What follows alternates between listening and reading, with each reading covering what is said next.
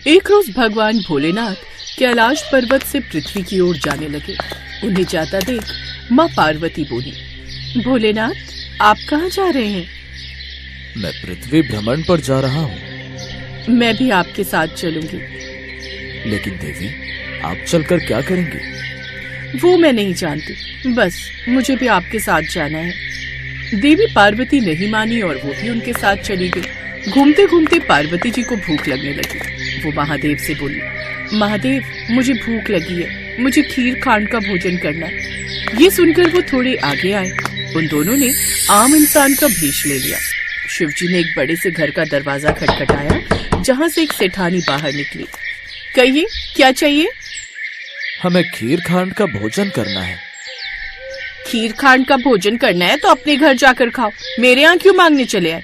यहाँ क्या मैंने कोई भंडारा खोला हुआ है? ये कहकर सेठानी ने दरवाजा बंद कर लिया। कुछ आगे चलने पर उन्हें एक गरीब बुढ़िया मिली। उसने पूछा, बताइए महाराज, आपको क्या चाहिए? हमें खीर और खांड का भोजन करना है। अच्छा, आप भीतर आइए और बैठ जाइए। उन्हें अपनी झोपड़ी में बिठाकर वो रसोई में गई, लेकिन रसोई में अन्न का दाना भी नहीं था। वो बुढ़िया माई कहीं जाने लगी, तब शिवजी बोले, बुढ़िया माई आप कहाँ जा रही हैं? मैं दूध, चावल और खांड लेने जा रही हूँ। उसकी जरूरत नहीं है, आप अपनी रसोई में देखिए, वहाँ सब है। नहीं, मैं अभी रसोई से आई हूँ, वहाँ कुछ भी नहीं है। इनके कहने पर आप एक बार जाइए तो माई। बुढ़िया माई वापस से रसोई में गई, जहाँ सब सामान था। ये देख बुढ़िया माई हैरान रह गई। उसने झट से खीर बनाई और महादेव और पार्वती माता को खाने को दी। कुछ देर बाद वो दोनों वहाँ से जाने लगे। तब बुढ़िया माई बोली, महाराज बची हुई खीर का मैं क्या करूंगी? मेरे घर में तो कोई नहीं है उसे खाने वाला। मैंने जितनी खानी थी खा ली। ये सुनकर महादेव बोले, माई अपनी आंखें बंद करो। बुढ़िया माई ने अपनी आंखें बंद कर ली। कुछ देर बाद, अब अपनी आंखें खोल लो। जैसे ही बुढ़िया माई ने आंखें खोली, अंदर उसके बेटा बहू और पोते पोती थे। ये देख वो बड़ी खुश हुई, लेकिन फिर उदास होकर बोली, महाराज मेरा घर तो एक छोटी सी झोपड़ी है, फिर मैं अपने परिवार को कहाँ रखूंगी? महादेव ने जाते जाते उस झोपड़ी को एक लात मारी और वो झोपड़ी बड़े महल में बदल गई। ये देख बुढ़िया माई हैरान रह गई। वो बोली, कौन है आप और ये सब चमत्कार? आप जरूर कोई दिव्य शक्ति हैं। मुझे दर्शन दो प्रभु, हे माता। तभी वो दोनों अपने असली रूप शिव पार्वती के रूप में आ गए। ये देख बुढ़िया माई बहुत खुश हुई। इसके बाद वो आगे की ओर चले गए। अब बची हुई खीर उसने अपने आस पड़ोस में शिव पार्वती का प्रसाद समझकर सब में बांटी। जब वो उस सेठानी के घर पहुंची तो उसका घर झोपड़ी बन चुका था। तो उसने उस बुढ़िया से पूछा, तेरे घर ये खीर कहाँ से आई? तेरे तो खुद ही खाने के लाले पड़े हैं।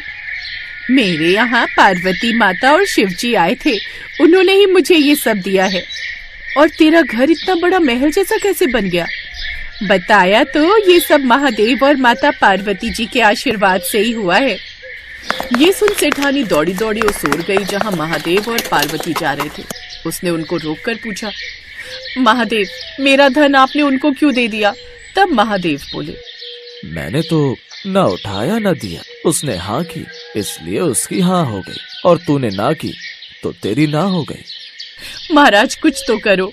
तब महादेव बोले, जा, काम तेरा रुकेगा नहीं, धन तेरा जुड़ेगा नहीं। ये कहकर महादेव वहाँ से चले गए।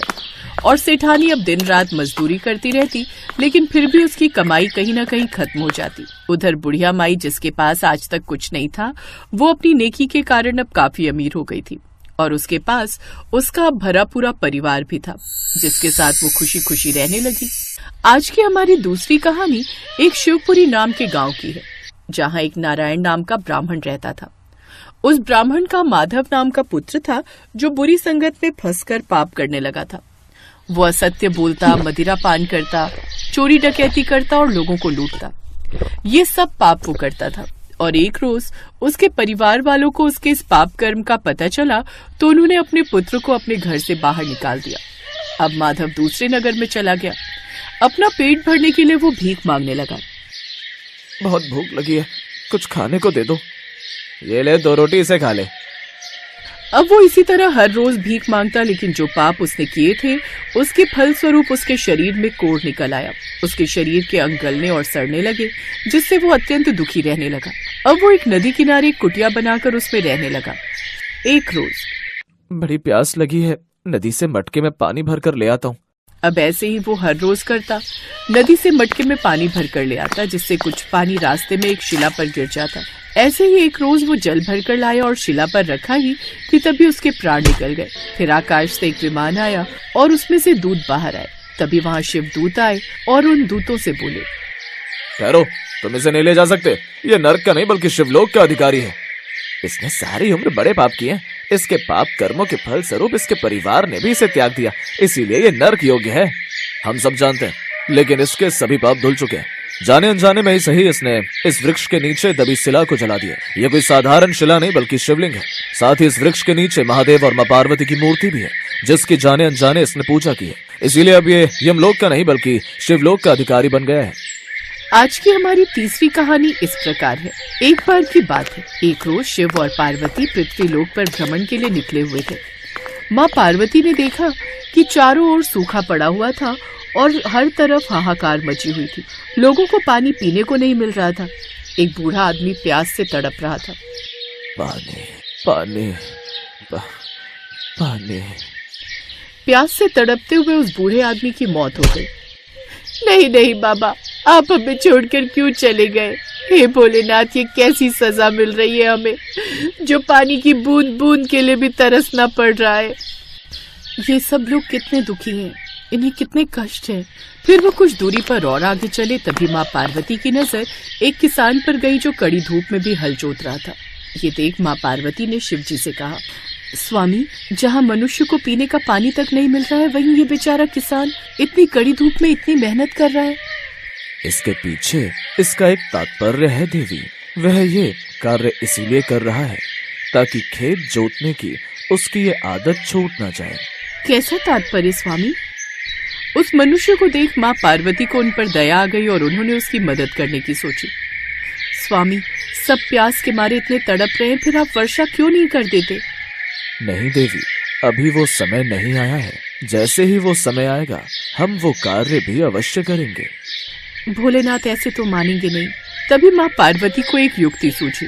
उन्होंने भोलेनाथ से कहा, स्वामी, आपने भी तो बहुत समय से अपना शंख नहीं बजाया, कहीं ऐसा ना हो कि आप भी अपना शंख बजाना भूल जाएं। तुम सत्य कहती हो देवी, हम अभी अपना शंख बजा देते हैं। कहीं ऐसा ना हो कि हम भी शंख बजाना भूल ही जाएं। ये सुनकर पार्वती मन ही मन मुस्कुराई, क्योंकि वो अच्छे से जानती थी कि जैसे ही महादेव अपना शंख बजाएंगे तो वर्षा होना निश्चित है। फिर उन्होंने महादेव से कहा, स्वामी, यहाँ नहीं, उस ओर प्रकृति के मनमोहक नजारे देखते हुए आप शंख बजाइए। अच्छी बात है, जैसा आपको ठीक लगे। और फिर अपना शंख निकालकर उसे बजाने लगे। उस शंख की आवाज से मानो पृथ्वी खिल उठी, पक्षी चहचहाने लगे और बादल भी इतने खुश हुए कि झमझम बरसने लगे और पृथ्वी लोक पर तेज बारिश होने लगी। ये देख सभी लोग खुशी से झूमने लगे और महादेव और माँ पार्वती के नाम के जयकारे लगाने लगे। अब ना तो धरती प्यासी थी और ना ही कोई मनुष्य या पक्षी। महादेव भी समझ गए थे कि ये सब माँ पार्वती ने जानबूझकर किया है, लेकिन इसमें उनकी दया भावना छुपी हुई थी। इसलिए उन्होंने माँ पार्वती से कुछ नहीं कहा और उन्हें देखकर मुस्कुराने लगे।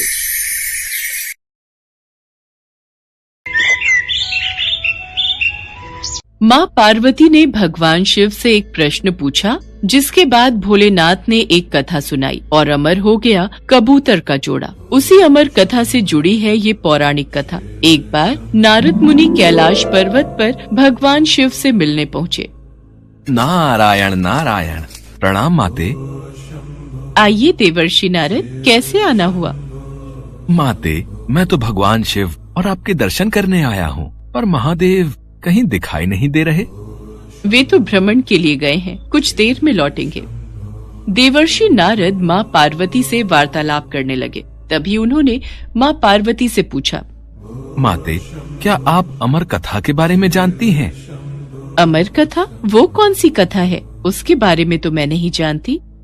नारायण नारायण, माते, जब भगवान भोलेनाथ आएंगे तब आप उनसे इस बारे में पूछना। अच्छा माते, मैं चलता हूँ। नारायण नारायण। पार्वती माता सोच में पड़ गई कि ऐसी कौन सी कथा है जो स्वामी ने मुझसे नहीं कही। तभी भोलेनाथ कैलाश पर लौट आते हैं। माता पार्वती उनसे इस बारे में चर्चा करती हैं। प्रभु, आपने मुझे कभी अमर कथा के बारे में क्यों नहीं बताया? मुझे आज और अभी अमर कथा सुननी है। ठीक है देवी, मैं आपको आज अमर कथा सुनाऊंगा, परंतु उसके कुछ नियमों का पालन आपको करना पड़ेगा। अमर कथा के दौरान आपको एक क्षण के लिए भी सोना नहीं है। आप बीच बीच में हुंकार भरती रहना, ताकि मुझे आभास रहे कि आप कथा सुन रही हैं, क्योंकि मेरे नेत्र भी उस क्षण बंद रहेंगे। ठीक है स्वामी, मैं ऐसा ही करूंगी।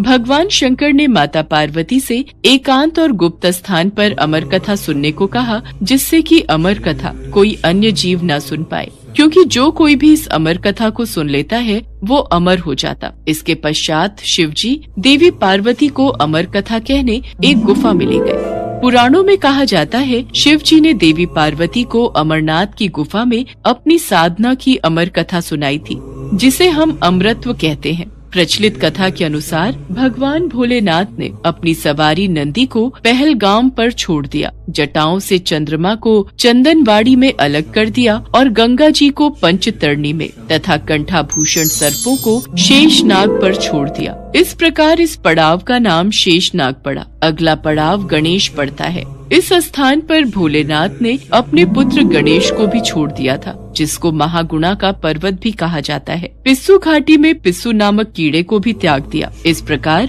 महादेव ने जीवनदायिनी पांचों तत्वों को भी अपने से अलग कर दिया। इसके बाद माँ पार्वती सहित उन्होंने गुप्त गुफा में प्रवेश किया और अमर कथा माँ पार्वती को सुनाने लगे।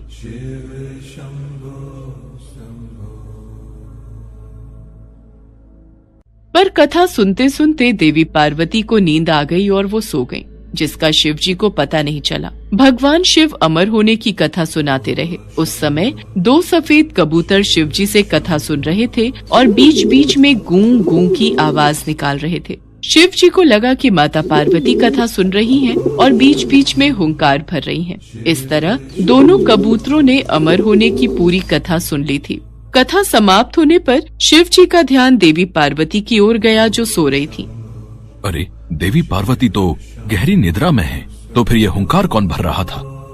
अचानक महादेव की दृष्टि अमर कथा को सुनते उन कबूतरों पर पड़ी, तो वे क्रोधित हो गए और उन्हें मारने के लिए आगे बढ़े। मेरे क्रोध से तुम दोनों को कोई नहीं बचा सकता। तुम्हें इसका दंड अवश्य मिलेगा। हे प्रभु, हमें क्षमा कीजिए। हमने अनजाने में ही भूल की, पर हमने आपसे अमर होने की कथा सुनी है। यदि आप हमें मार देंगे तो अमर होने की ये कथा झूठी हो जाएगी। इस पर भगवान शिव का क्रोध शांत हो गया। प्रभु, इन दोनों का इसमें कोई दोष नहीं। मैं गहरी निद्रा में सो गई थी। मैंने आपके आदेश का पालन नहीं किया, इसलिए इन दोनों को क्षमा कर दीजिए। भगवान शिव जानते थे कि अनजाने ही सही पर कबूतरों ने अमर कथा को सुन लिया था, इसलिए वे दोनों अमर हो चुके हैं। इस पर महादेव ने कबूतरों को जीवित छोड़ दिया। भगवान शिव के आशीर्वाद से वो कबूतर का जोड़ा अजर अमर हो गया। कहते हैं आज भी इन दोनों कबूतरों का दर्शन भक्तों को इस गुफा में प्राप्त होता है और तब से ये गुफा अमर कथा की साक्षी हो गई व इसका नाम अमरनाथ गुफा के नाम से प्रसिद्ध हो गया।